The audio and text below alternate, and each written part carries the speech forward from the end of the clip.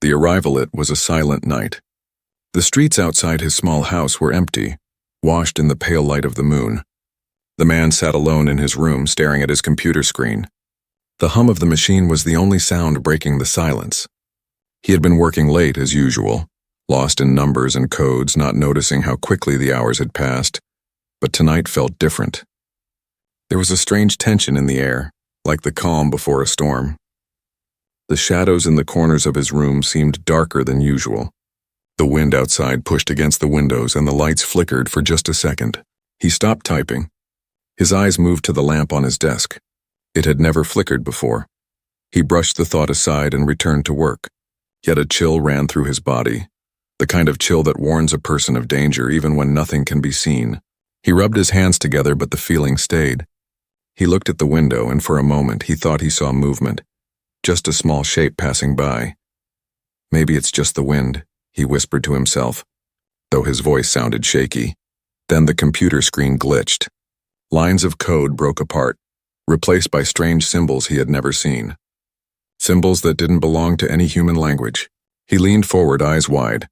The screen pulsed with light, almost alive. A message appeared, not typed by him. "You cannot hide." His heart pounded. He pushed away from the desk, his chair rolling back. He turned toward the window. That's when he saw her. At first he thought it was only a shadow. But shadows do not breathe. Shadows do not move with such grace. She stood under the streetlight, tall and still, her eyes glowing faintly like twin stars in the night. Her figure was human enough, but something about her posture, the way she carried herself, was not of this world. She stepped closer, her boots silent on the pavement. The streetlight above her flickered, as if it too feared her presence. He pressed his face to the glass, trying to see her clearly. Her skin caught the moonlight in a strange way, almost too smooth, too flawless. Her hair was dark, flowing down her shoulders, but her movements were sharp, precise, like a predator stalking its prey. He felt frozen. Every instinct screamed at him to run, but his body refused to obey. She tilted her head, and even from a distance he could feel her eyes locking onto him. It was as though she could see through the walls, through his skin, straight into his thoughts. The man stumbled back from the window. His breathing grew heavy. "Who is she?" he muttered. Then the lights in his house went out. Total darkness. He could hear his own heartbeat loud in the silence. A low hum began to rise, deep and mechanical, vibrating through the floor. He grabbed a flashlight from the shelf and clicked it on. The weak beam cut through the darkness, but it only made the shadows seem larger. He moved slowly toward the door. The hum grew louder. It was not coming from his house, it was coming from her. The air felt charged, as if filled with invisible electricity. He turned the lock with trembling hands and opened the door. The street outside was empty. No sign of her. Only the cold night air rushed in. He stepped onto the porch, scanning the street, the trees, the rooftops. Silence. Had he imagined her? But then a whisper came. Not from his ears, but inside his head. A voice that was calm but carried weight like iron. "You are the target." He staggered back. His flashlight shook in his hand. "Who's there?" he shouted, his voice cracking. A figure dropped silently from the roof. She landed without a sound, crouched like a hunter. When she stood, her face was visible in the glow of the moon. Beautiful, yes, but cold. Her eyes burned brighter now, not human at all. He froze as she walked toward him, step by step, her gaze never leaving him. The voice returned inside his head, clearer this time. "You were never meant to survive tonight." He wanted to run, but his legs felt heavy, trapped under invisible chains. She stopped only a few feet away. The wind caught her coat, sending it fluttering behind her. The hum around her body was louder now, filling the air with pressure. She raised her hand. It was slim, delicate, almost human. But when her fingers curled, light sparked at her fingertips, crackling like energy waiting to be released. One touch and he knew he would be gone, but she didn't strike. Not yet. She only watched him, her expression unreadable, her glowing eyes searching his face. For a long moment, neither of them moved.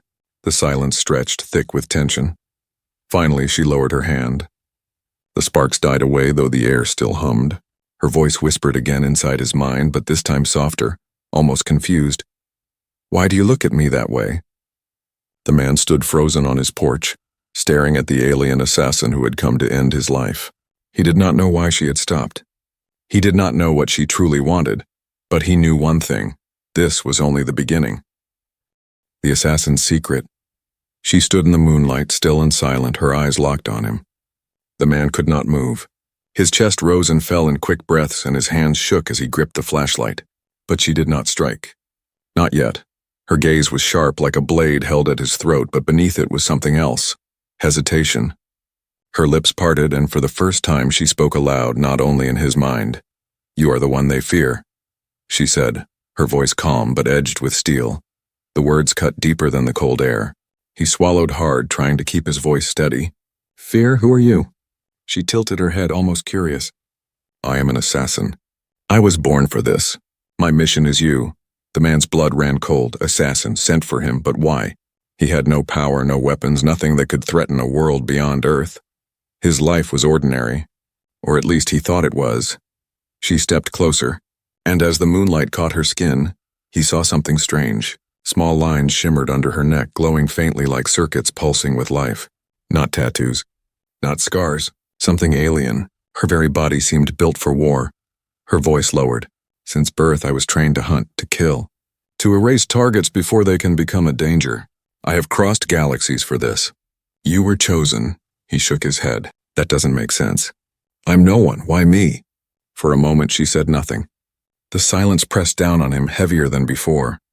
Then she whispered, "Because of what you carry." The words made his skin prickle. What he carried? He thought of the files on his computer, the research he had been working on for years. Ideas about energy, about unlocking new forms of power, but it was just theory, unfinished work. Could that be it? She read his face as if his thoughts were written on it. "Your people do not see yet, but your work has reached our empire. They say it is dangerous. They say it must be stopped before it spreads." His flashlight trembled in his hand. "So they sent you? To kill me, or yes?" The word was simple, sharp, final. And yet she still had not moved to strike. He forced himself to meet her glowing eyes. "Then why are you still here? Why am I still alive?" Her jaw tightened. For a second he thought she would attack, but then her eyes softened almost against her will. "I do not know," she admitted. Her voice carried a weight he had not expected. "I have never failed. I have never hesitated. But tonight, I saw you. I heard you, and something feels wrong." She looked away, as if ashamed of the thought. Her fingers twitched, remembering the order to end him. Yet her body refused to obey. He dared to take a step forward.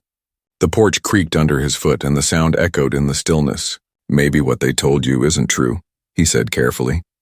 "Maybe I'm not the monster they described." Her eyes snapped back to him, sharp again, but filled with conflict. "Do not try to twist me. I was told humans are dangerous, greedy, violent.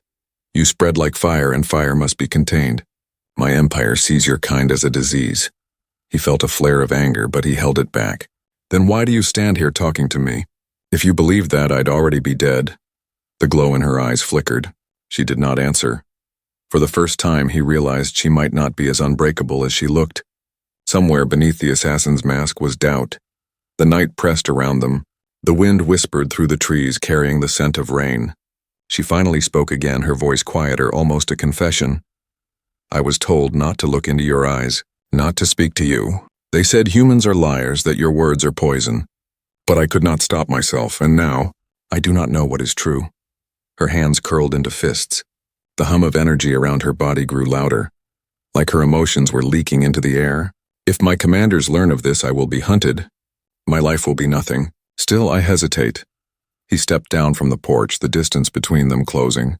The flashlight's beam landed on her face, showing the conflict in her expression. Not just a machine of war. Not just a killer. Something more. "You don't have to do this," he said. His voice was firm now, steadier than before. "You have a choice." Her laugh was bitter, sharp like broken glass. "Choice? There has never been choice for me. I was shaped into a weapon. Every breath I take belongs to them." But her eyes betrayed her words. There was a spark there, a quiet fire fighting against the cold commands buried in her mind. She looked at him one last time, then turned her gaze toward the sky. The stars stretched wide and endless above them. Somewhere up there was her empire watching, waiting for her to complete her mission. "I should end you now," she said softly, almost to herself. "It would be easy. One strike and it is done, but she did not move. Instead, she took a slow step back. Perhaps, she whispered, I need to see more. Perhaps I need to know the truth for myself. And with that, she vanished into the shadows, as silent as when she first appeared. The man stood in the cold night, his mind racing. An alien assassin had come to kill him, but instead of death, she had left him with something else. Questions, doubts, and the haunting knowledge that she might return. He looked up at the stars, his heart still pounding. Somewhere out there, war was brewing, and here on Earth, his life had already changed forever. The unexpected choice. The night after her visit felt longer than any he had ever known. Sleep refused to come. Every time he closed his eyes, he saw her face, those glowing eyes, that voice inside his head, the way she stood with the power to kill him in a second but did not. Why had she stopped? Why was he still alive? He sat at his desk, the computer screen still showing the strange symbols that had appeared hours ago. No matter what he tried, the machine refused to return to normal. It was as if she had left a mark, a reminder that she had been there and that she could return at any time. The house was silent. Too silent. He turned off the screen and leaned back in his chair. His eyes wandered to the window. Beyond the glass, the street was empty. But deep inside, he knew she was still near, watching, waiting, and he was right. High above, perched on the roof of the neighboring house, she crouched in the shadows. Her glowing eyes dimmed, hidden from sight, but her gaze never left him. She had been ordered to kill. She had prepared her whole life for this, but every time she tried to strike, her body betrayed her. She thought of her commanders, their voices strict and cold, reminding her of her purpose. Hesitation is weakness. Weakness is death. Those words had been drilled into her since she was a child. Yet now, staring at him, she hesitated still. He was not what they told her. He did not look like a monster. He did not act like one. Instead of fear in his eyes, she had seen something else. Curiosity, bravery, even kindness when he spoke to her. Her jaw clenched. She whispered to herself, "Why do I hesitate?" The man rose from his chair and walked to the kitchen, his footsteps light in the silence. She followed his every move, her senses sharp. One strike, she told herself. Quick, clean. He will fall and the mission will be complete. But when her muscles tensed, preparing to leap, something stopped her. A memory. She remembered her training halls, endless drills where she struck down holograms of humans. They screamed, they begged, but she was taught to ignore it. They are liars. They are dangerous. Show no mercy. But those were only images, shadows of people she had never truly met. He was real. His voice was real. His fear was real. And so was her confusion. Inside, the man poured a glass of water. His hands trembled slightly. He could feel her presence even if he could not see her. He set the glass down and spoke aloud, his voice steady. "I know you're still here." The words reached her ears. She froze. He was not looking at her, but his tone was calm. "Sure. I don't know what you're waiting for," he continued, "but if you wanted me dead, I'd already be gone. So why wait?" Her breath caught. Did he know? Could he sense her hesitation? Slowly, she dropped from the roof. Her boots touched the ground without a sound. She stepped into the light. He turned, and there she was again, an assassin in human form, glowing eyes burning with hidden conflict. He did not run. He did not hide. He simply faced her, his heart pounding but his feet steady. She walked closer, her expression unreadable. "You are not afraid." "Of course I am," he answered. "But fear doesn't matter.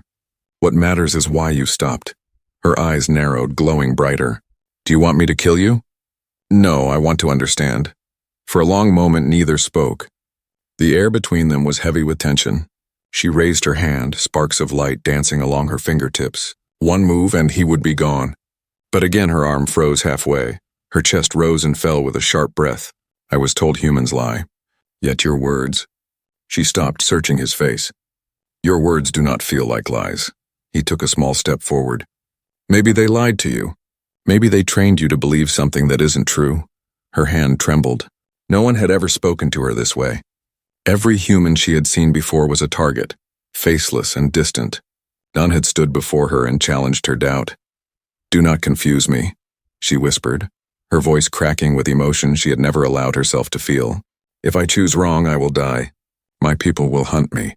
There will be no escape. He looked straight into her glowing eyes. And if you choose right? She blinked. His question hit her deeper than any weapon.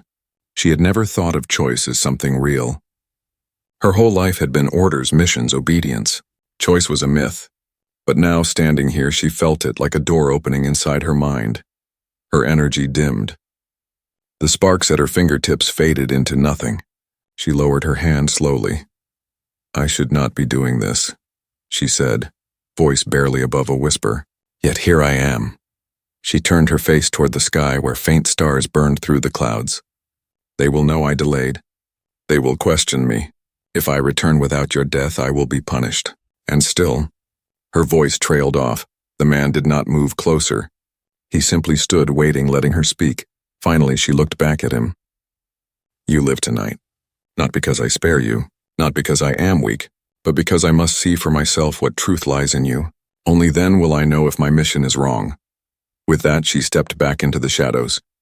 Her body shimmered, and within seconds she was gone again, leaving him alone with the cold wind. But her words echoed in his mind. She had chosen, at least for now, not to kill him, and that choice would change everything. A dangerous connection the next night came quickly, though for him it felt endless. He had barely slept, replaying her words again and again. You live tonight, not because I spare you, but because I must see for myself what truth lies in you.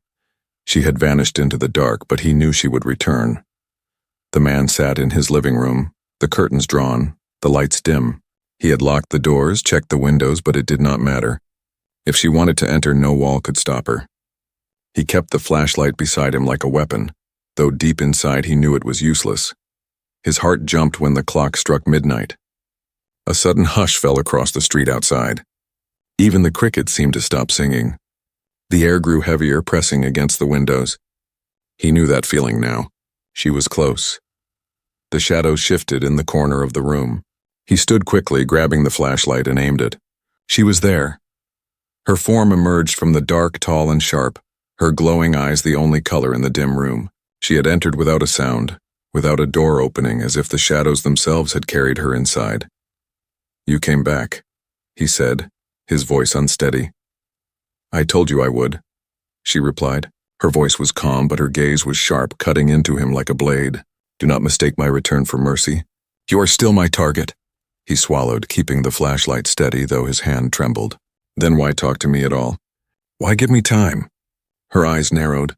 She stepped closer, the hum of energy surrounding her body faint but constant. Because I need to see what you truly are. My empire told me humans cannot be trusted, that you are dangerous. So prove them wrong, or I will finish what I began. The beam of the flashlight shook as he lowered it slowly. He saw no point in shining it on her face. Her glow outshined it anyway. He forced a breath. You say I'm dangerous. Do I look dangerous to you now? She studied him carefully. His messy hair, his tired eyes, the lines of fear on his face. Nothing about him spoke of power. Nothing matched the monster she was told about, and yet she did not answer.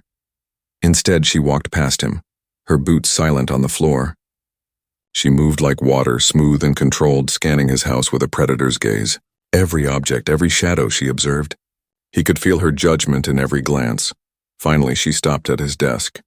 The computer screen still glowed faintly with strange alien symbols, the same ones that had appeared the night she came. She touched the edge of the screen with her fingers, and the symbols shifted, alive under her touch. This is why they sent me, she said softly. He stepped closer, cautious. It's just my research.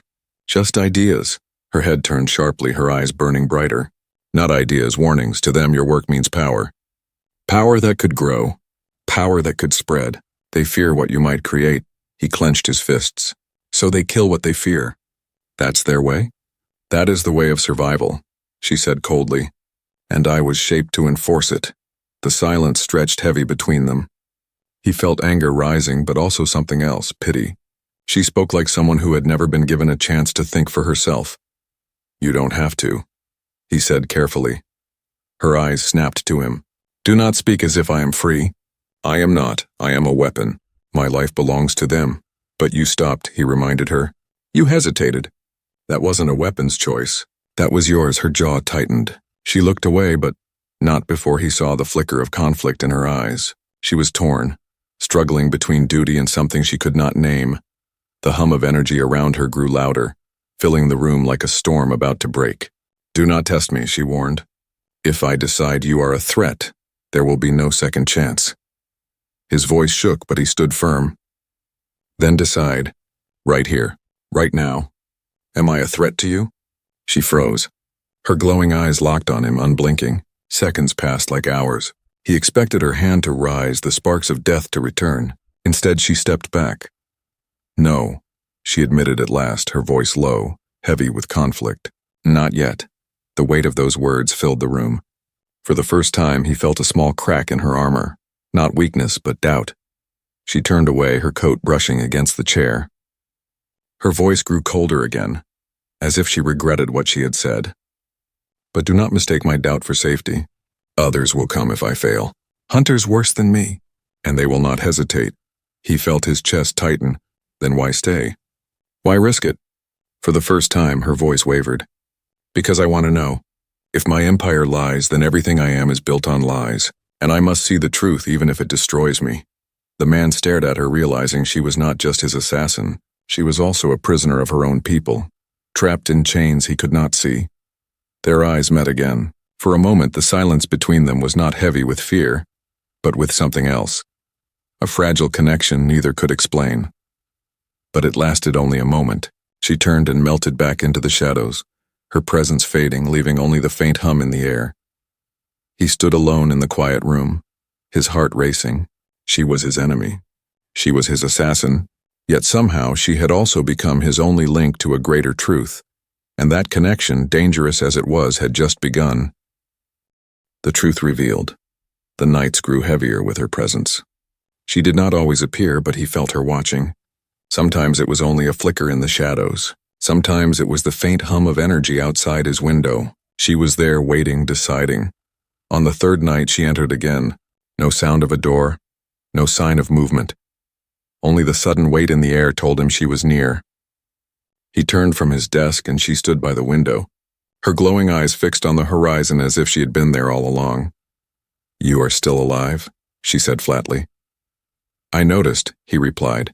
Forcing calm into his voice, she turned to face him. Her gaze was sharp, but her expression was unreadable. "Do you know what you are building?" He blinked. "My research? It's just theory. Energy models. Equations. Not just equations," she said, stepping closer.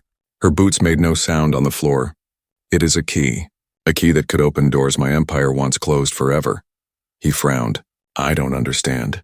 Her eyes glowed brighter as if reflecting the weight of her words. "You study energy as if it is endless, without walls. You seek to draw power not from fire, not from machines, but from the very threads of space. You call it theory. But to us it is forbidden." He froze. She was right. His private work had been about tapping energy from space itself. Vacuum fluctuations, fields he barely understood. Ideas his peers would laugh at. He had kept it hidden, too wild for normal science. Yet she spoke of it as if she knew it better than him. "How do you know about that?" he asked quietly. Her voice grew sharp. "Because my empire has already mastered it, and they swore it would never reach you." The man's chest tightened. If they mastered it, why hide it? She moved closer until only a few feet separated them. The faint hum of her energy filled the room like a storm ready to break. Because power changes everything. With such power, a species rises. With such power, a species conquers. If humans learn what you are trying to learn, you will not stop. You will spread. You will become the fire they fear. His fists clenched. "So they decided to kill me before I even finish? Before I even know if it works?" Her silence was answer enough. Anger surged in him, but beneath it was something else, fear. If what she said was true, then his work was not just theory. It was real. Real enough that beings from another world would kill to keep it hidden. He stared at her.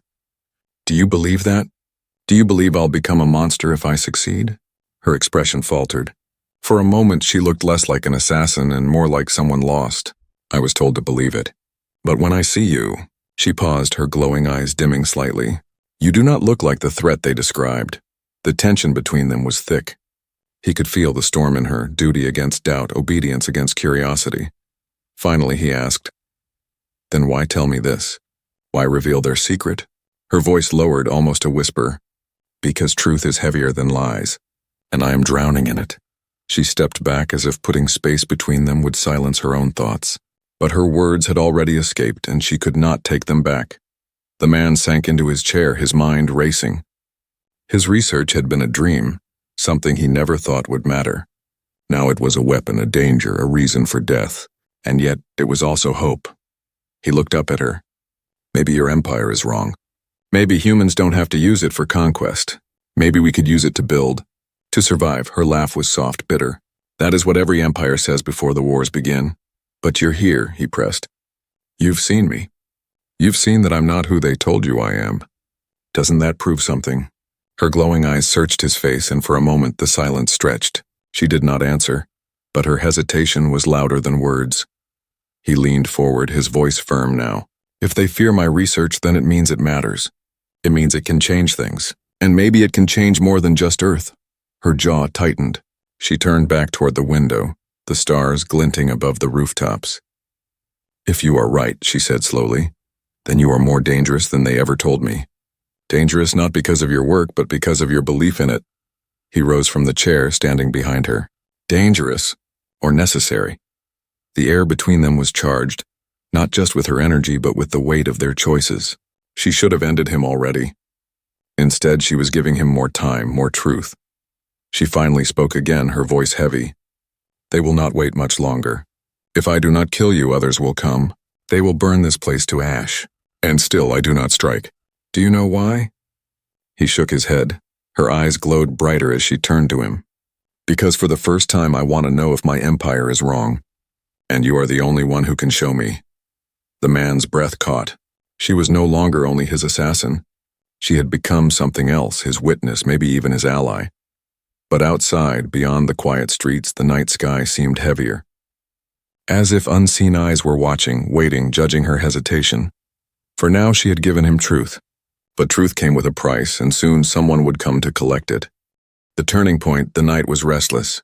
He could feel it in the air, thick and heavy, like the whole world was holding its breath. She returned again, but this time she did not appear with calm silence. She came with a storm inside her. When she stepped through the shadows, her eyes glowed brighter than before, her movements sharp, her voice like steel cutting through the air. They know, she said. The man stood frozen in the middle of the room. Who knows? My commanders, she answered. Her hands trembled slightly, though she tried to hide it. They know I delayed. They know you are still alive. His stomach tightened. What will they do? She stepped closer, her voice a whisper filled with weight. They sent me a signal. One final order. Kill you now or be hunted myself. The word struck him like a blow. She had been his enemy since the start, yet he felt something more now, a fragile thread tying them together. And if she chose obedience, that thread would be cut. He forced himself to stay calm. And what happens if you refuse? Her jaw clenched. Then I will be marked as a traitor. They will send others. Hunters worse than me. I will be their prey. She paced across the room, her steps sharp, her coat brushing against the chair. The hum of energy around her was louder than ever, filling the air with pressure that made his skin prickle. He could see the battle raging inside her. Duty against doubt, fear against freedom. He dared to ask, "What do you want to do?" She froze mid-step. Slowly she turned toward him, her glowing eyes fierce. "What I want does not matter. I was made to obey." "But you already broke that," he said softly. "You spared me. That wasn't obedience. That was you." Her eyes flickered as if his words struck something deep inside her. She shook her head almost angrily. "You do not understand. My entire life was built on their command. Every breath, every step, every thought belongs to them. Without it, I am nothing."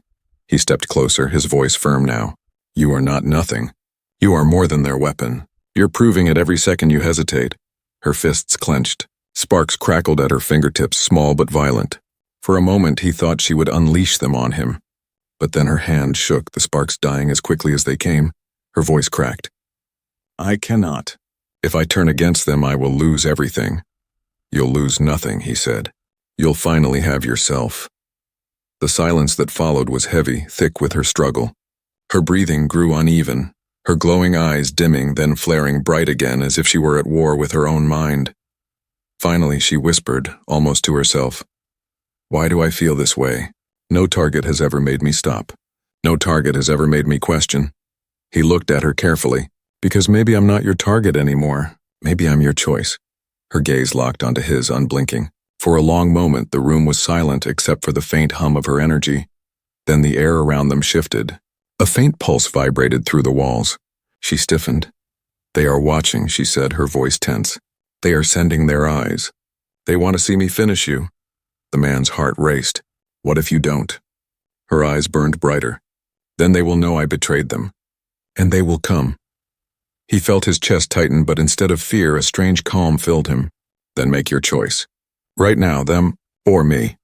The room seemed to shrink around them. She stood frozen, her hand trembling, caught between striking and lowering her arm. The light at her fingertips flared again, filling the room with sharp shadows. Her breath came in quick bursts. He could see the war inside her, one side screaming to obey, the other fighting to be free. And then, slowly, the sparks died. Her arm fell to her side. No, she said firmly, her voice stronger than before. I will not kill you. The air seemed to crack with her words. It was not just a refusal. It was rebellion. Her eyes dimmed slightly, but her face was fierce. I chose. And now they will come for me. The man swallowed hard, his throat dry. Then we faced them together.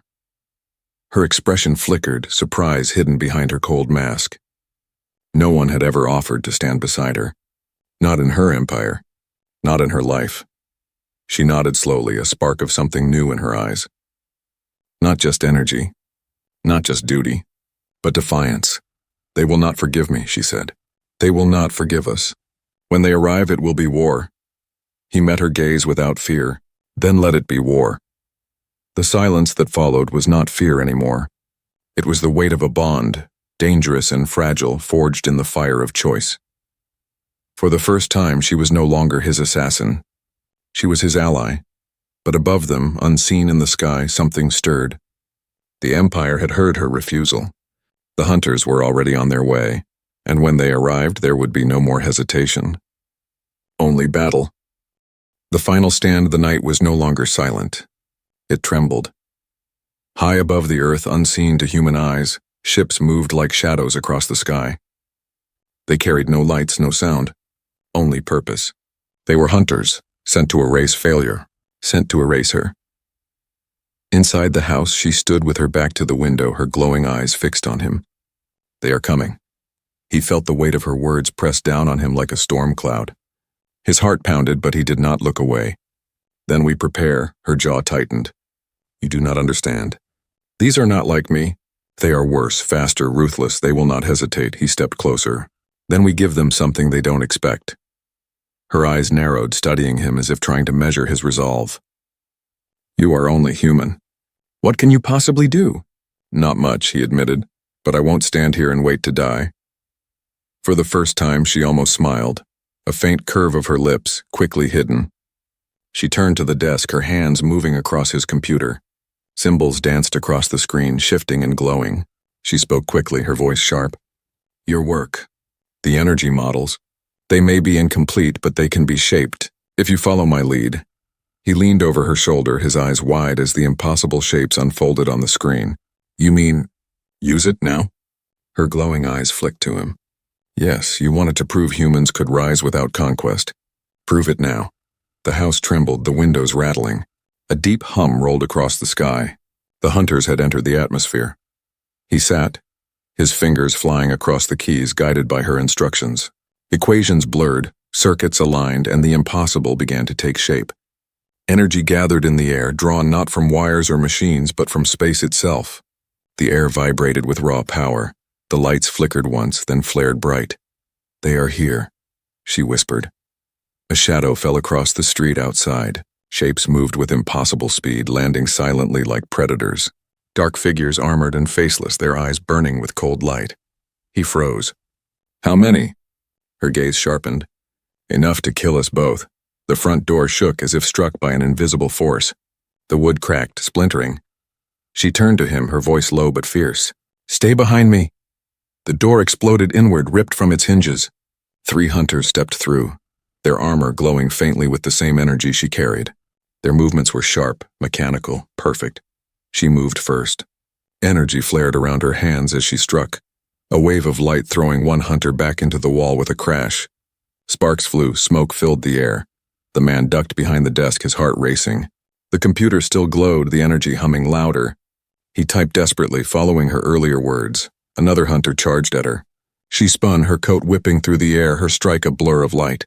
But the hunter caught her arm, forcing her back. Their clash shook the floor, sparks spraying like fire. The third hunter turned toward the man, its glowing eyes locked onto him. It raised a weapon, something sleek and deadly, humming with power. "No," she shouted. With a surge of strength, she broke free and hurled a blast of energy across the room. The strike hit the hunter, knocking it sideways before it could fire. She stood between the man and death, her glowing eyes blazing brighter than ever. "You will not touch him." The hunters regrouped, their movements silent, precise. They were not afraid. They could not be. The man's computer beeped sharply. Energy spiked in the air, pulling at every object in the room. The hum grew so loud it shook his bones. He looked at her. "It's ready." She turned, her eyes wide with something he had never seen in her before. "Hope." "Then use it," she said. He pressed the final key. The house shook as a wave of invisible force burst outward. The air shimmered, bending like glass under pressure. The hunters froze, their armor flickering with distorted light. They staggered, their movements breaking for the first time. She seized the chance. With a cry, she struck, her energy amplified by the wave. 2 hunters fell, their armor cracking, their lights dimming. The last one lunged at her, but she met it head-on, their clash filling the room with blinding sparks. The man shielded his eyes, the computer screaming with warnings.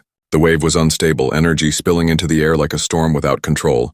"Shut it down," she shouted. "I can't," he yelled back. "It's locked." The final hunter collapsed at her feet, its armor burning out.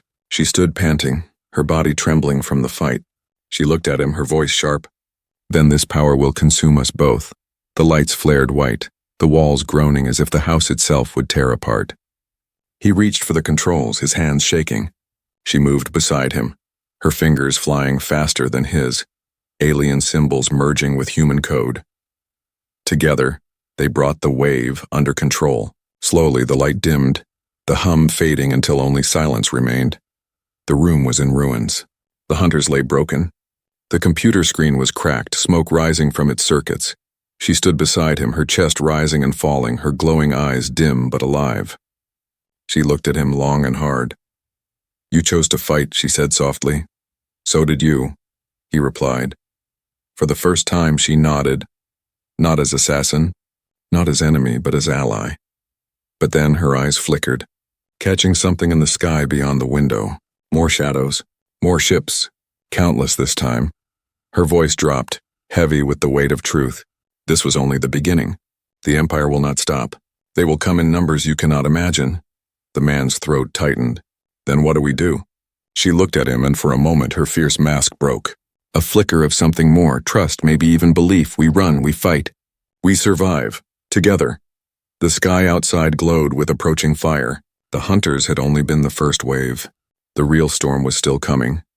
And as they stood side by side in the ruins of his home, one thing was certain.